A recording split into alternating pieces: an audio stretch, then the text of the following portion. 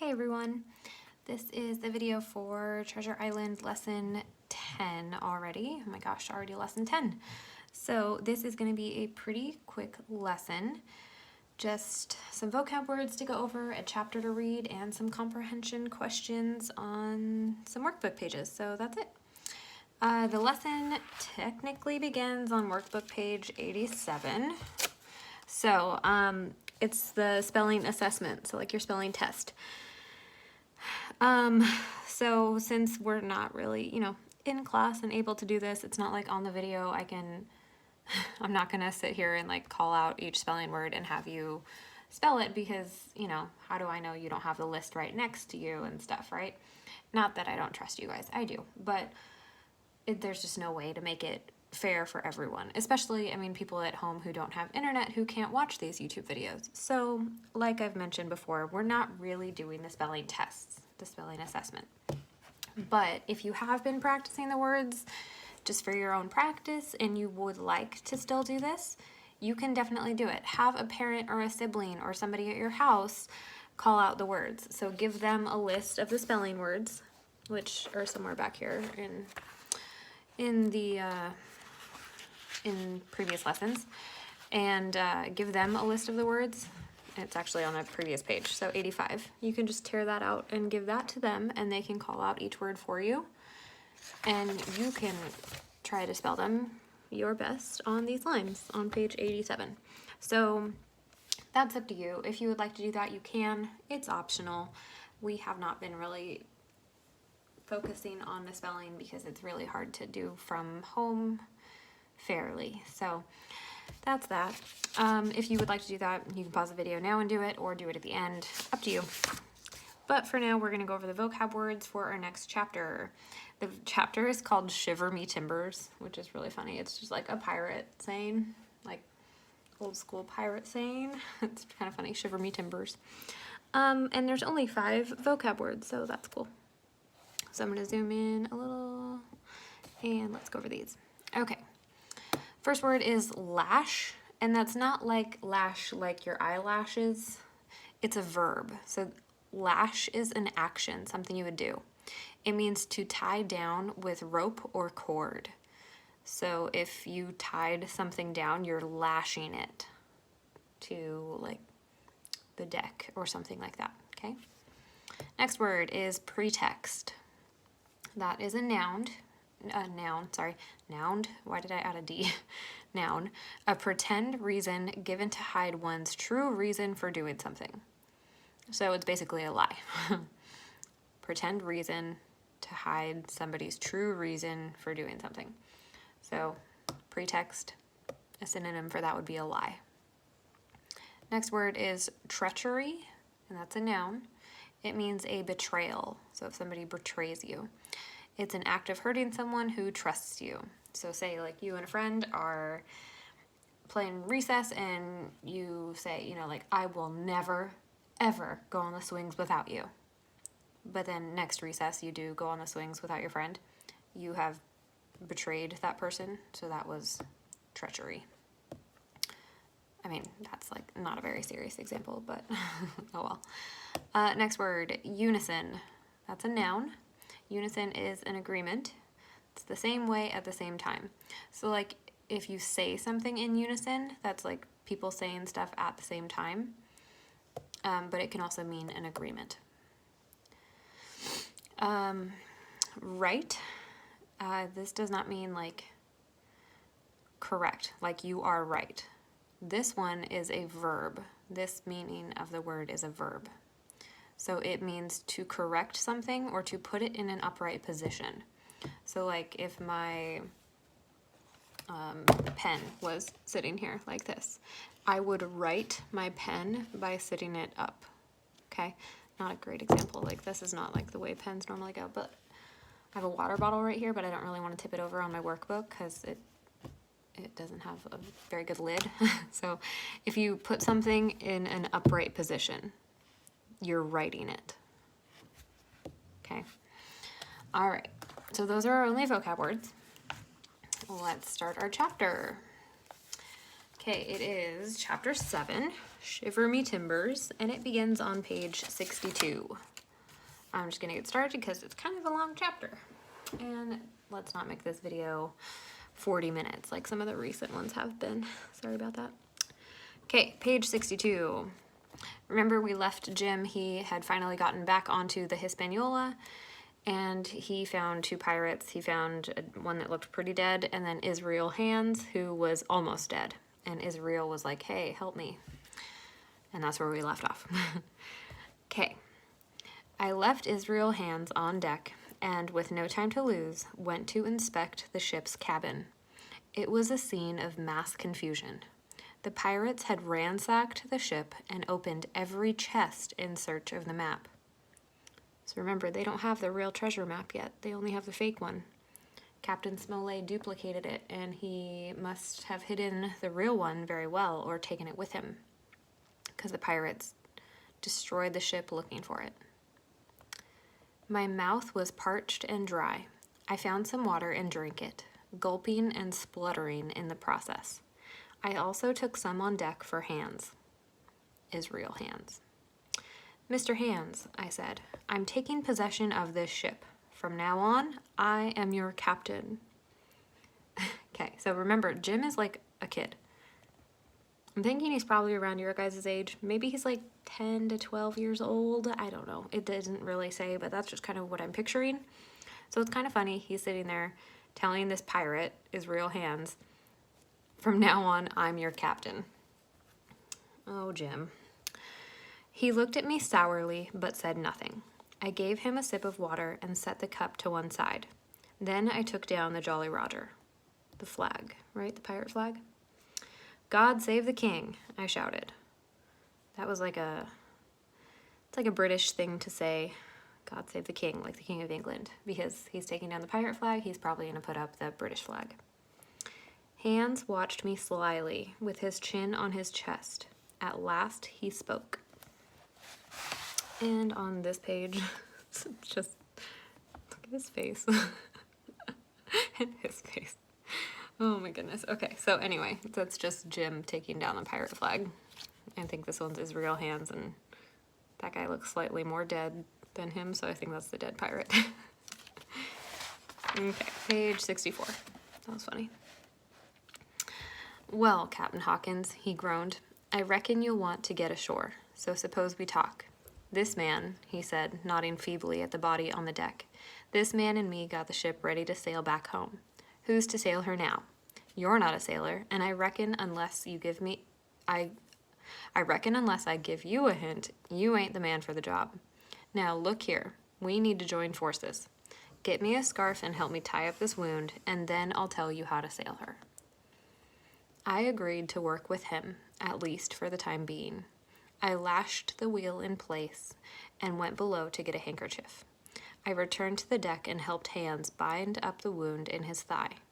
After another gulp or two of water, he sat up straighter, spoke clearer, and looked in every way a revived man. So they kind of have this deal to help each other. Okay, Jim is helping him kind of heal, and Hands is going to help Jim get the ship ready to sail. Captain, he said after a while, I'd take it kindly if you'd get me something to eat. I need some sustenance if we're to manage this ship. I guessed that this was just a pretext, so a lie, as his face contained the look of treachery, betrayal. He wanted to get me off the deck for some reason, though I wasn't sure why. However, I cleverly masked my suspicions. All right, I answered. I'll bring you up some food, but I may have to dig around a bit to find something worth eating. So Jim knows that Hands is lying, and now Jim is lying to him. Like, sure, I'll bring you food, buddy. Like, he's playing along, okay? I went below, slipped off my shoes, and ran quietly along the gallery deck until I got to the forecastle ladder. Okay, pause. Why do you think he just slipped off his shoes? Okay, I think he's trying to be quieter, like running on the wood with shoes. Like the wood of the deck would have been really loud, so he's trying to be sneaky. So he took off his shoes, now he's running around. I climbed up toward the deck and popped my head out, as I knew Hands would not expect to see me there. He had risen to his hands and knees, and though his leg was obviously injured, he was pulling himself across the deck at a good clip. At length he grabbed a dagger, which he concealed inside his jacket, and then hurried back into his old place against the wall of the ship. This told me all I needed to know. So, his real hands is now hiding a knife in his jacket. Hands was mobile, so he can move, mobile. He was armed with a weapon, and it was clear that I was to be his next victim. Yet I felt sure Hands would not attack me right away. He wanted to get back to land as much as I did.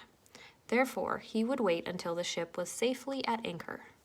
Hands and I worked in unison, so worked together, to guide in the ship. The entrance to the anchorage was narrow. He gave orders, and I obeyed without giving him the slightest hint that I trusted him as much as I trusted my worst enemy. Finally, as we approached the anchorage, I heard something creak, and I saw a shadow moving toward me. I looked around, and there was Hands, coming at me with a dagger in his hand. He roared with fury, like a charging bull. I leaped sideways, letting go of the wheel and ducking away from him. The wheel caught him, leaving me just enough time to reach into my pocket and draw my pistol. I hastily took aim and pulled the trigger. The hammer fell, but the pistol did not fire. The gunpowder was wet. Hands came after me again, and with no time to reload, my only hope was to retreat. As I fled, the Hispaniola ran aground on the sandbar. So that means it hit land. The ship tilted to the port side till the deck stood at an angle of 45 degrees. Hands and I fell and rolled about the deck. So the ship was going along and then crashed into land and is now like falling at an angle of like 45 degrees. So you guys know 45 degrees, you guys know angles. So if this is like sea level right there, the ship is, here's the ship, and it should be, you know, straight up, right? It's at 45 degrees, so it's tilted at a 45 degree angle, and Hands and Jim are like rolling around on the deck of the ship because it's like falling over. I got up first and sprang into the ropes. My hands struck at me with his dagger, but missed. I began to reload my pistol, and Hands realized the odds were going against him. He hauled himself up into the rigging after me with the dagger clenched between his teeth. He was a third of the way up by the time I readied my pistol. "One more step, Mr. Hands," said I, "and I'll shoot." He stopped, and I could see in his eyes that he was considering his next move.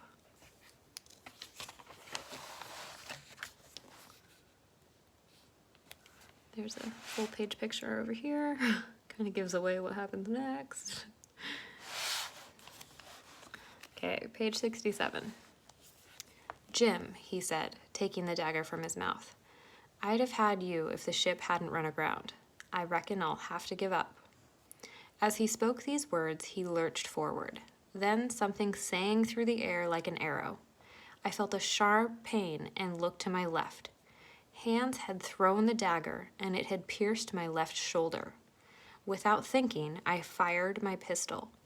With a choked cry, Hands plunged head first into the water. The ship was leaning hard to one side, and the mast stuck out over the water. I was afraid I might fall too. The wound on my arm burned like a hot iron, and I shuddered. Somehow, and I'm not sure how, I slowly let myself down on the deck. Then I went below and tied up my wound. The pain was terrible, and it bled freely, but it was neither deep nor dangerous, and I found I could still use my arm. Okay, so Jim won this fight, right? Israel was tricky and threw the knife at Jim, and it hit him in the shoulder, but Jim fired back and shot Israel, Hands, and he, I'm assuming, died. It doesn't really say. He plunged into the water, and then Jim was able to kind of fix up his wound, so he's still okay. Phew. After righting the ship, so he got it back up right, I let myself drop softly overboard into the cool, salty water. I waded ashore just as the sun went down. I made my way back to the stockade. It was dark and I was able to climb over the fence without being detected. Not a soul stirred. As I made way into the log house, I heard the sound of snoring. I wondered to myself how my friends were taking such a great risk sleeping when they should be standing watch. What if Silver and the pirates launched an attack? So Jim was just able to sneak back over the fence and into the log house, and nobody stopped him, so no one's keeping watch. Suddenly, my foot struck something. It was a man's leg. The owner of the leg groaned. Then a shrill voice broke forth in the darkness.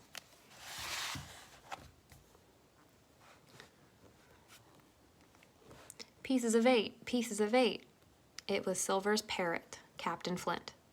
I turned to run, but as soon as I did, I collided with another man who grabbed me and held me tight.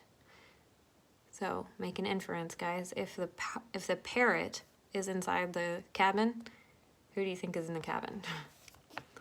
Soon, the red glare of a torch lit up the interior of the log house. I saw Silver's face. First, he squinted at me, and then he smiled. "Well, shiver me timbers," he said. "It's Jim Hawkins. Welcome, lad." Even though his greeting was deceptively friendly, Silver had his men tie me up.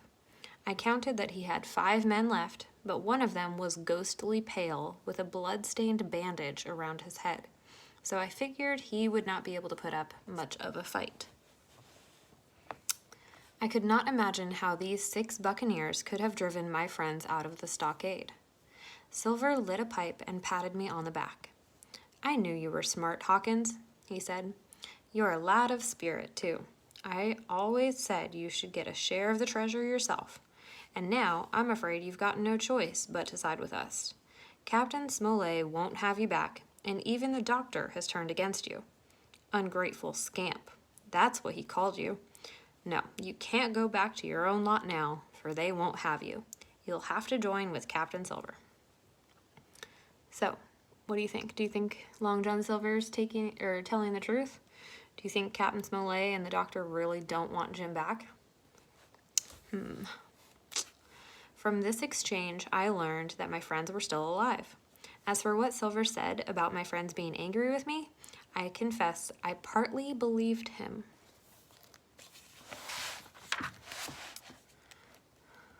Okay, well, there's Long John Silver and the parrot, Captain Flint, and there's Jim dancing. I don't know what he's doing.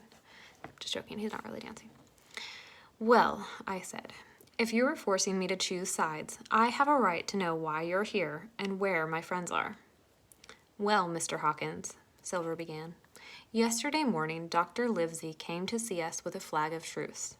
'Silver,' says he, 'you've been sold out. The ship's gone.' Well, that was news to us. Anyway, none of us had been keeping an eye on the ship. We looked out, and by thunder, he was right. It was gone. 'Well,' says the doctor, 'let's bargain.'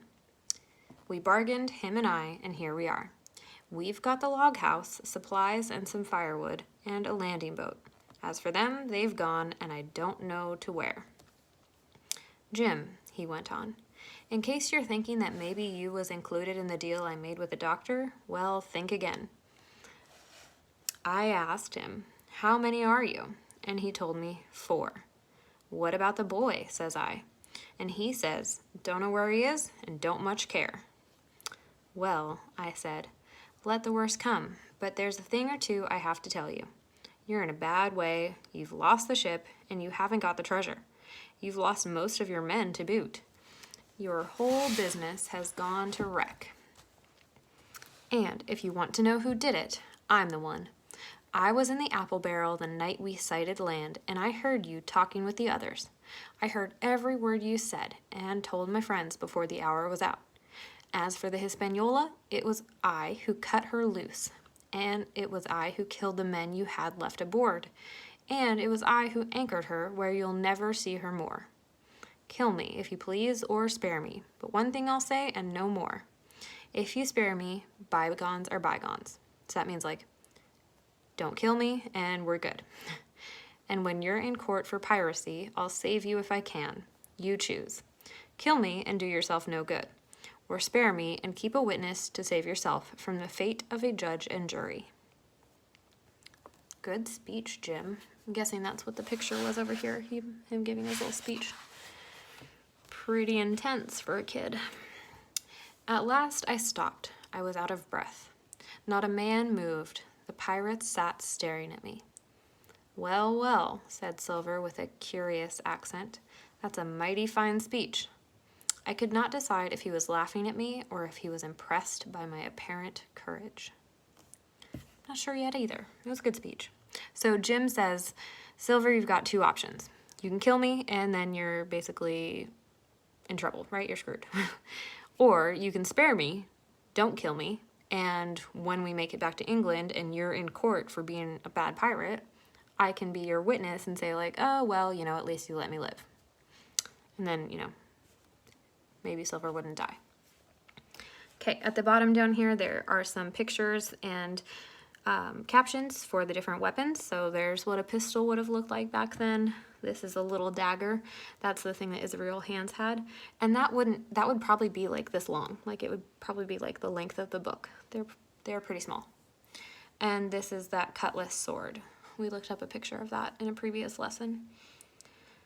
Down here it says, the pirate needed an effective, versatile, and portable set of weapons.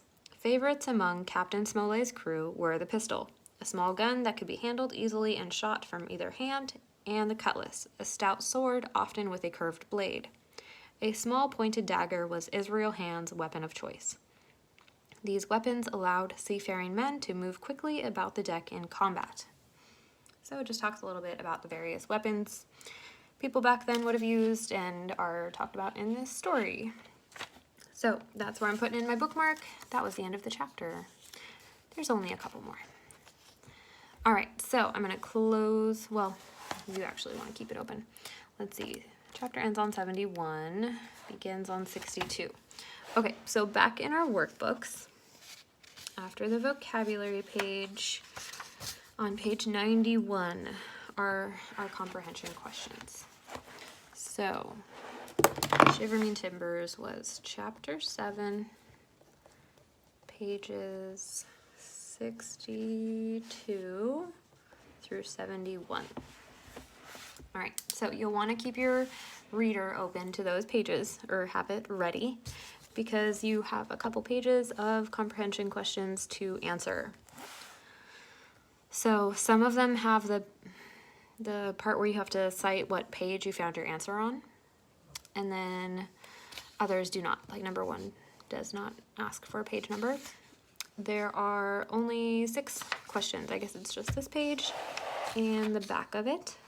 Okay, some are multiple choice, which is nice. They're not all short answer. So this is a short answer question where you have to answer in a complete sentence.